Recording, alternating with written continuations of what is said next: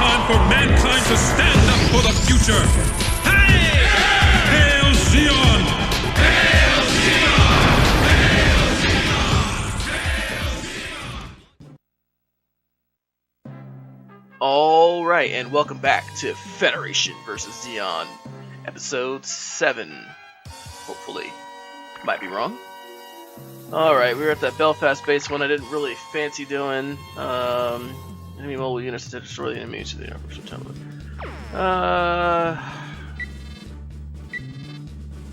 We'll be in space a bunch later, so I won't worry about it. Sure, let's do...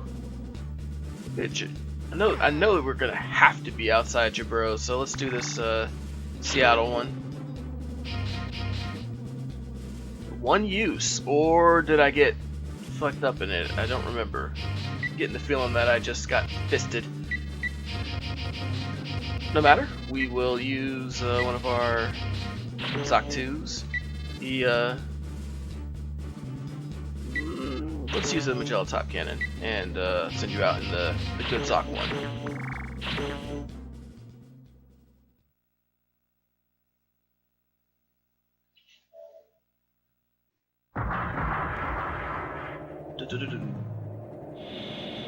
Yes. Continuing with our Earth Sphere operations. Got him. Yeah. That big cannon shot. Can you just imagine the impact? I do like this thing though. It's like a terrible improvised weapon. Even though it's not totally an improvised weapon, it's kind of like one.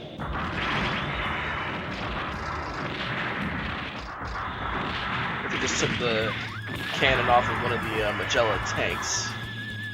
I have to give this guy the cracker. Cracker! It's got a pretty... everything in this game's got a pretty small area of effect.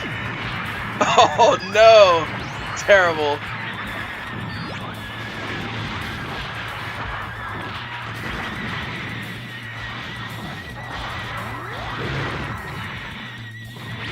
Got it. The Heat Hawk is what the axe is called. Kind of interesting that the first thing they chose to make was an axe instead of a... oh my god. Sorry buddy, you get... Sorry Jack, you're getting the work here.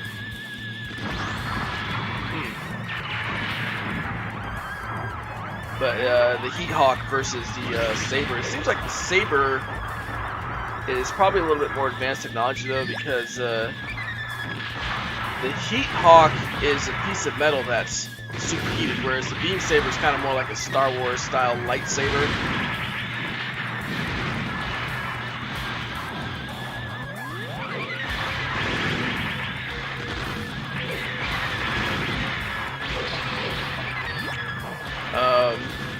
And a little engagement there.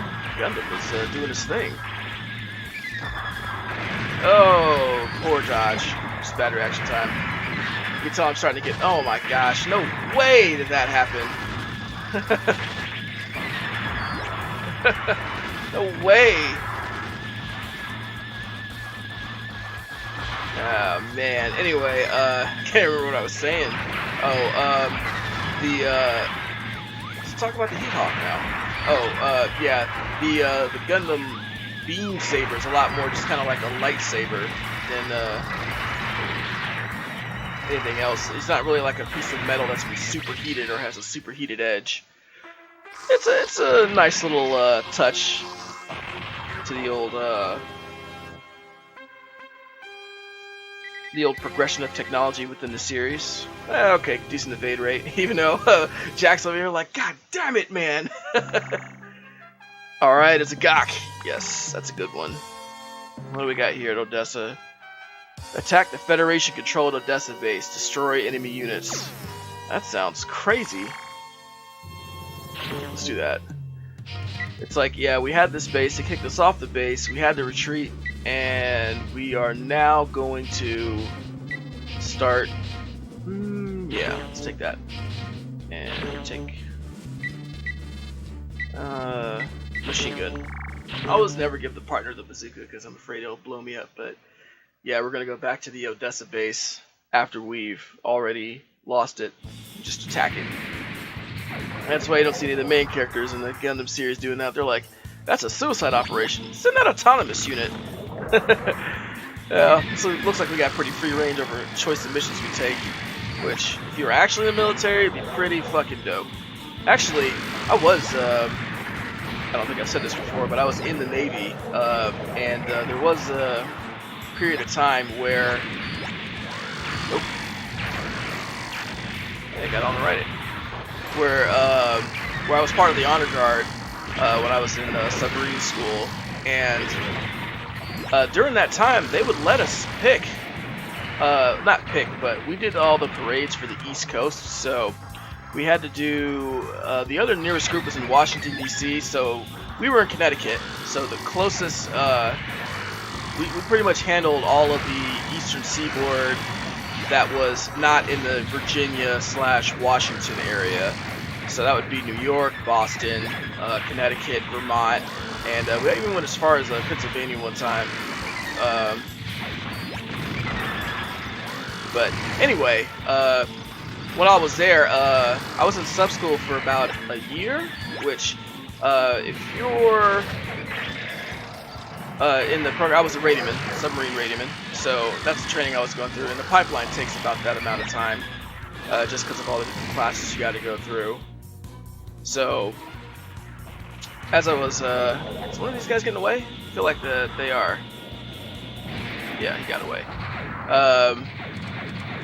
Oh well. A lot of suits. But I guess that's why I can fly through. But anyway, so when I was part of the Silver Dolphins, I was there for a long enough time that I had become the leader, the CC, the company commander in charge of the group. And we were all a bunch of E3s. E5s, wish. We were all a bunch of E3s, and for the most part. And I was able to coordinate pretty much everything without anybody higher than me. No non-commissioned officers, no E4, no E5, nothing really. We handled all our own training, and we handled all our own planning and organizing for going to the parades that we had to do. So we managed the equipment, we did our own training, we what else did we do? We managed the equipment, we did our own training, and then the events, they would come in, we would get calls from people, hey, can we have the Silver Dolphins or the Navy come and do this parade and or this retirement ceremony. We did a lot more retirement ceremonies than parades, but definitely in the winter months, the March and spring and whatnot, we did a ton of parades, especially the Boston parade. That was the longest march of all time, at least from a parade's perspective. I mean, what was it like? I don't know the layout of Boston all that well, but it's the St. Patrick's Day parade is the one that I'm talking about. There was one in New York and one in Boston. The one in New York was incredibly long. The one in Boston, holy smokes. It was even longer, and it was so damn cold. Oh, I'm from California, so, I mean, it was cold. When I say it was cold, it was fucking cold. But it was still, we still had a lot of fun. So, that was that's the main thing with it. Because there's a good opportunity to go out and do it. But speaking about autonomous and being able to select your own stuff. So, because we were in charge of all our own things, you could select, okay, of the group of people that we have, who goes where. And that was another thing we were in charge of, was also getting people to join the Silver Dolphins, because normally when you're in sub school, you're just in a regular duty section, right? So, you can volunteer for the Silver Dolphin duty. But, a lot of people see it as extra work, and, in some ways it is a little extra, like you'll be giving up all your weekends to do events and whatnot, but in reality, it's actually way better. There's a lot of different benefits. You get to go a lot of places, instead of standing watch in some room or some building somewhere where you're just holding a clipboard, taking pointless logs. You're actually going out and doing something. And, I'd never done any kind of rifle drill before. Nobody in my family was really in the military. Nobody in my immediate family, anyway. So, I mean, it was fun. You got to learn a new skill. You go out and, meet people and, go to different places on the East Coast, so you travel. It was a little bit of extra, but it was definitely worth it. Plus, you got paid your BAS, your meals, which is pretty dope. Because more often than not, a lot of people would not. The Navy gives you about, well, the military gives you about $300 in what's called BAS, Basic Allowance for Sustenance. And anyway, what normally happens is they give you that money, but if you're attached to a ship or part of a training command like sub-school, then they'll automatically deduct that money, or most of it anyway, from your account to pay for 3 meals, breakfast, lunch, and dinner at the galley. Even if you don't eat those meals, you're still going to deduct that money as if you ate there. So, you know, more often than not, people aren't eating breakfast, lunch, and dinner at the galley, especially breakfast, which is, you know, it's like 6. So, you know, you'd have to get up by 5 and go do that. You wouldn't even, if you're on duty, a lot of times because of the muster time, you wouldn't even be able to get breakfast to get up to your class in time. So, really, there was no point to the breakfast charge. And then dinner is the same way. I mean, yeah, you can eat dinner over there at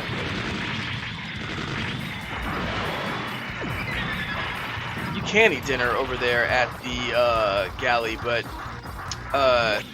just it's rare. I mean, you don't want to have to do that every night. So anyway, being on the Silver Dolphins, you didn't have to, you know, you got your BAS back. We could still eat at the galley, but you just had to pay for each time you did, which is a lot more like how they treat the officers normally. They only pay for the meals that they actually eat. They don't get charged for the ones they don't. But it's, you know, I don't blame the Navy for doing it that way, because it's a lot easier to keep track of, like on a submarine, for example, there's maybe 120 crewmen, maybe sometimes more or less than that, but not a lot more. But there might only be maybe 20 officers, maybe less than that. I don't know, that's just a number off the top of my head, so. Anyway. What I was trying to get at, terrible evade rate, was the autonomous deal. So, being able to be in charge of your own stuff is a rarity, and it's what do we got here? Something new in space? No. It's a treat to be trusted to do your own thing, even though more often than not you're fully capable of it. Just the way that the military structure is you 90% of the time going to have somebody, you know, micromanaging you, telling you, oh, do this, do that, or, I mean, it's the military, it's kind of what you expect. But when you do have the opportunity to step up and do your own thing and, you know, get trusted with standing more than just your watch station, planning, coordinating, training, putting the whole package together, and recruiting people, that's it's definitely a lot more encouraging than most of the stuff that I'll take out this piece of shit. Than most of the stuff that you wind up doing. So if you're a unit like this in Zeon, to bring it all the way back on a super long over the gun style ramble, if you were to bring it all the way back, a unit like this that exists in the war is able to go off and do its own thing without you know, having to, you know, they can pick, okay, here's what we think is best, and often that is just not the case. So that would be a really awesome feature. I mean, even in the series, damn, son of a bitch. Even in the series, you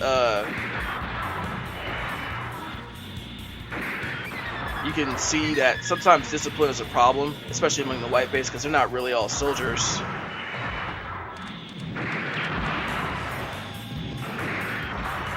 Get this guy. But you know, that's the military. You just kind of got to do it. Get him. Oh my god, this fucking suit. Don't lose it. You serious? Fuck. Anyway. Can't remember what I was saying. Oh, yeah, being able to pick, you know, hey, here, we're gonna go do this, we're gonna go out here and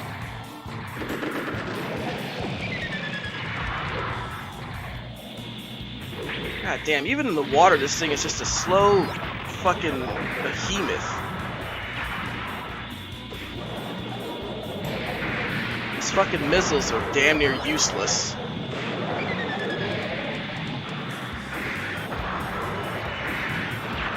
Great. Good shot with that missile. Oh, of course he hits me. I don't hit him. Suit! It's trash. Gotta get rid of that guy. It's harassing. Of course. Fucks right off. Does some damage, gets to leave. Well, that's probably how it goes in Zeon about this time.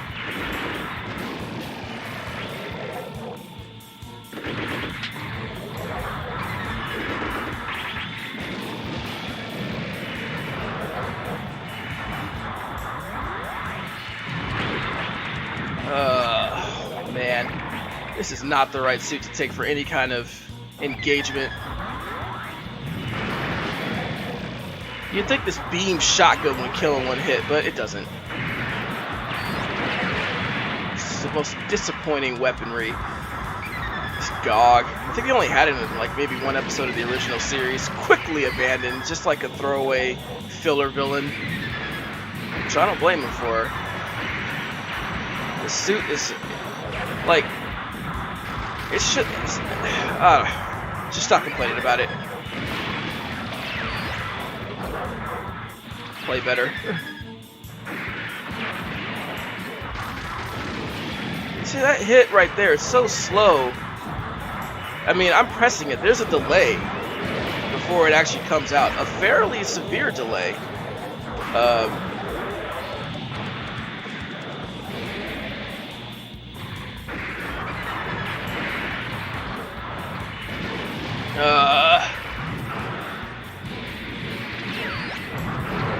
Get him! Yes! That's why it's so armored, to try and make up for its lack of mobility and weaponry. But, you know, it's not a lot, really, having that many hit points is not all that helpful, because if you can't hit, you can't hit. Or if you're consequently unable to dodge, you're unable to dodge. This thing does have like a longer evade than the other suits. Like the sidewards dash is longer. Shoot, shoot, shoot. Shoot. Oh, good. Grabro did something. Yeah, that thing floating around was a mobile armored Grabro. Another one-shot throwaway type villain for one episode during the sea thing. Not exactly Zeon's finest moment. That's just, yeah, I know. It's like, no accuracy. Yeah, no shit. I'm shooting a beam shotgun. You wonder they threw that design away and never use it again. Alright, let's try this Suicide Odessa mission. I say suicide, it's not gonna be that bad. But, we'll use Dom for that one. Jack hasn't come along the last couple missions. He's been like, look, after that time you shot me the fuck up. Over here getting shot on the ground. I'm gonna try to engage enemies. Get blasted from behind. No wonder he hasn't come back out with me. Alright, here he is finally. Here he is. He's ready to come back out. He's probably like, this motherfucker right here. Here, you can even get the Goof, huh? How's that? Goof and Dom, not a great combination.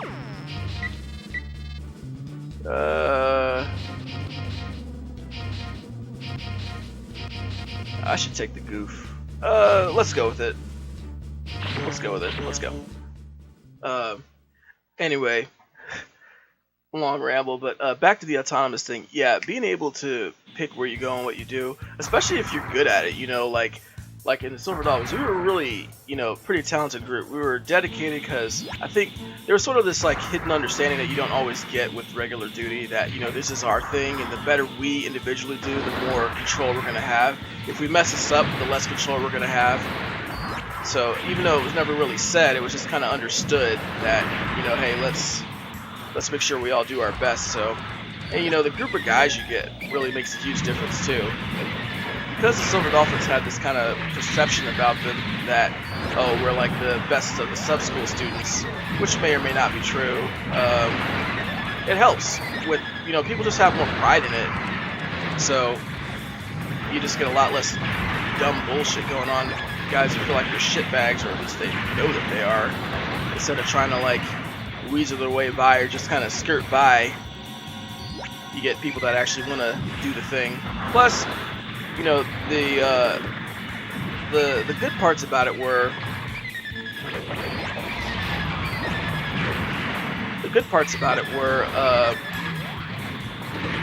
not only would we get to, you know, pick who goes to what events and whatnot.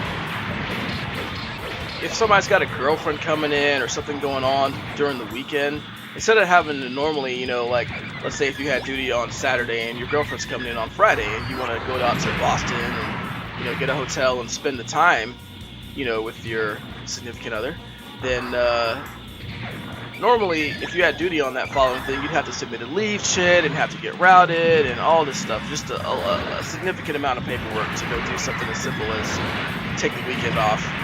Even though, you know, you should be able to do so, it's just a unnecessarily cumbersome process. So, routing leave shits. Anybody who's been in the military at any level will tell you that that's the case. It doesn't really matter what your position is. A lot of places make it way more hard than it needs to be. Although, when I was in, they did start switching to electronic shits instead of paper leave shits, which, fucking yes. But, anyway, getting back on what I was saying. So what we would be able to do is, like, say somebody's got a girlfriend or something coming in, you know, you just tell the CC or whoever's in charge of those events, and normally I'd pick somebody to be in charge of it, you know, that's kind of how it went, and you just say, hey, I'm doing this, can you take me off? And, you know, depending on the workload, they'd be like, yeah, we can support, go do your thing, you know, without routing leave shit and using up your leave days. Or, you know, sometimes it'd be like, nah, we just you know, can you help out for this thing and then just get back to what you're doing. So instead of staying by for a whole day, you'd stay by for, you know, maybe just, let's see, if I do some of these space missions, is that gonna trigger the next thing? So instead of standing by and losing the whole day or whatever, you just, and then the following morning as well, because duty normally is like, starts from 6 a.m., you know, let's say 6 a.m. Wednesday and gets off maybe 6 a.m. the next day. So, but sometimes it goes a little longer or a little shorter. Well, not shorter normally, but a little longer depending on what they have you doing. It's like, oh, we're gonna do some surprise drill, or we're gonna do some duty section cleanup, or, you know, whatever the case is, or the next duty section isn't ready. Just whatever bullshit just happens to pop up. Let's see if this is gonna advance the story forward or not. Hopefully not. Take the regular mission. Take Zoc ones. Oh wait, I should not have. Fuck it. Anyway. Oh, I see what I did there. Well, not a big deal. There's not gonna be after Jaburo, there's gonna be less and less Earth missions, so we will lose some of his utility. Except for these space missions when you're inside a colony, you can use like an Earth suit, which is kind of nice. Of course, it's pretty dangerous given the fact that the suit's not really made for. I don't think these suits are sealed. These Earth-only suits, they're like have not quite open-air cockpits, but they're not sealed against the gravity of space, the vacuum. No. So yeah, we'd be able to get people off, and it just made life a lot easier, long story short. Overall, it just made everything better. Your life was easier, you were able to get more money if you wanted it. I mean, not a significant amount, but still, $300 is $300. You still gotta eat, but, you know, you're doing your own budget. And, you know, you got some exercise going out and doing the marching. You got to go out and, you know, actually do stuff that was outside of your normal duties. Because, I mean, if you're in the Navy, you're going to have your whole fucking career to stand watch. Like, up to the point where if you're enlisted, you make chief, you'll be standing watch. And even when you make chief, you'll still be standing some kind of watch.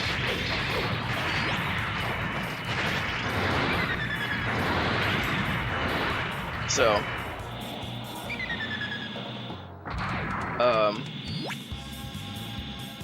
Yeah, when you have those chances in the military, definitely take advantage of them.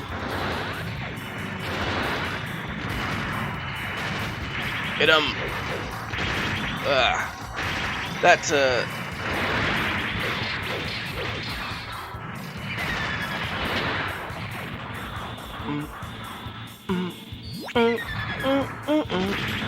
Oof! Flew right up into my guy's line of fire. Look at this gun tank dodging. It's ridiculous. I love how they are just masters at baiting it out. That's kind of how the game goes. It's like those little, like, you gotta find the moments in between where they're shooting and moving, because it's like shoot, dodge, shoot, dodge, shoot, dodge.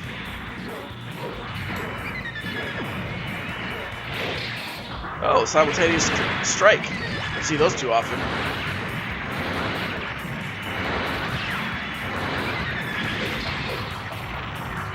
What do I got left here? Another GM? Space GMs. Get out of here. You're done, son.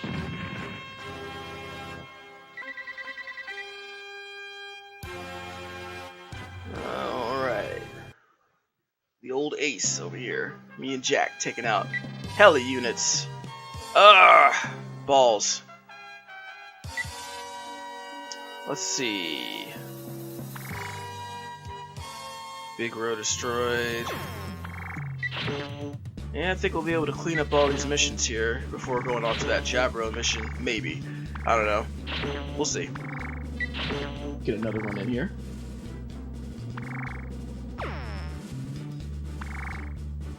Melchuk 0. Alright. Oh, checking out the old Zoc 1. That old ace from back in the war that had his own autonomous unit. Still using that old Zoc 1. Use it while we can. Eventually we'll need the increased armor of the Zoc 2 just to survive. We're going up against balls. I think we'll be okay. Believe you guys have seen the only good ball pilot. It's really not any pilot's fault. It's just the suit is just incapable.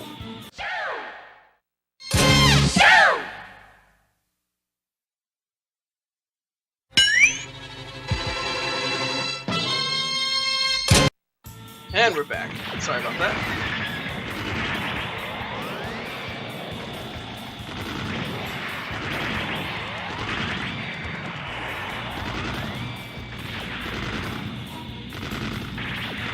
That gun cannon.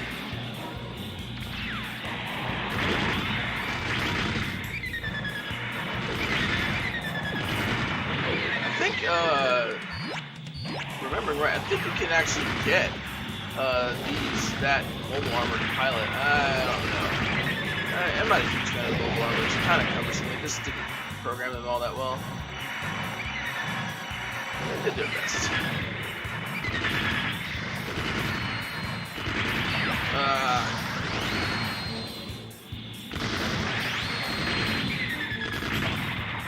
Got him. Yeah, anyway, I don't even remember where I was at with my fierce tangent there. But, oh yeah, military and whatnot. Autonomous units. Speaking of military, that's probably what this Gundam series games ultimately did. It's one of the reasons I joined, no doubt, was all my exposure to, hey, take that. Was all my exposure to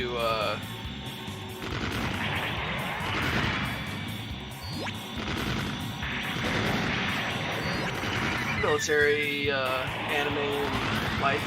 I mean, I'm not gonna say it's mainly essential, but it kind of helped with the idea in my mind.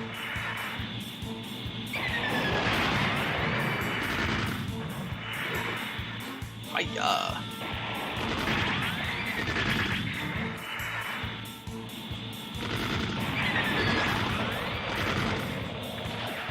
Oh! Zoc 1 taking a pounding. Just me and this guy out here.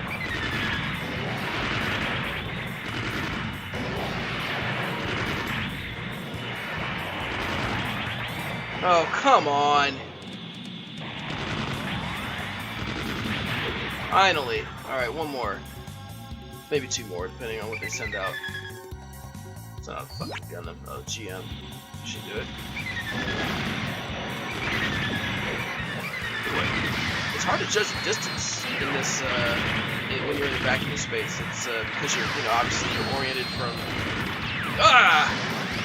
One more shot and I'm fucked. Nice, got him. Woo!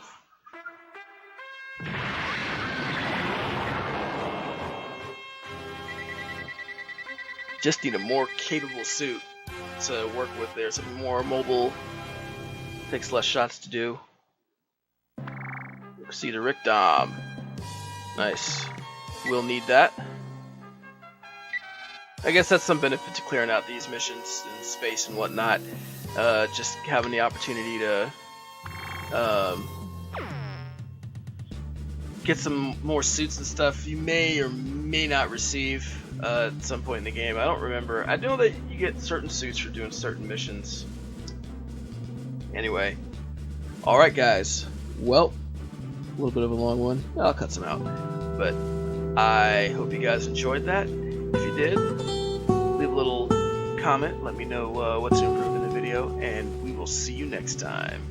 Alright, guys.